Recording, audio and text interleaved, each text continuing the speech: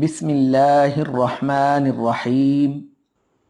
صحیح مسلم حدیث نمبر 851۔ کتاب نماز کے احکام و مسائل۔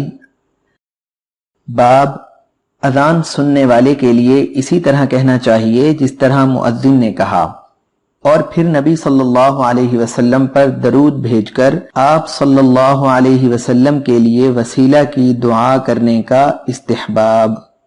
نبی کریم صلی اللہ علیہ وسلم نے فرمایا، سیدنا سعد بن ابی وقاص رضی اللہ عنہ نے رسول اللہ صلی اللہ علیہ وسلم کا یہ ارشاد بیان کیا کہ مؤذن کی اذان سن کر جس نے یہ کہا، اشہد ان لا الہ الا اللہ وحدہ لا شریک لہ وان محمدا عبدہ ورسولہ رضیت باللہ ربا وبمحمد رسولا وبالاسلام، میں اس بات کی گواہی دیتا ہوں کہ اللہ کے سوا کوئی اور دوسرا معبود نہیں ہے، اللہ تعالی یکتا ہے اور اس کا کوئی شریک نہیں، اور محمد صلی اللہ علیہ وسلم اللہ کے بندے اور رسول ہیں۔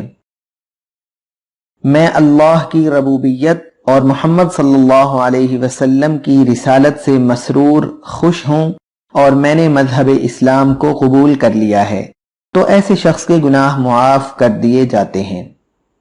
ابن رمح کی روایت میں اشہدو کی بجائے انا اشہدو ہے، معنی و مفہوم ایک ہی ہے۔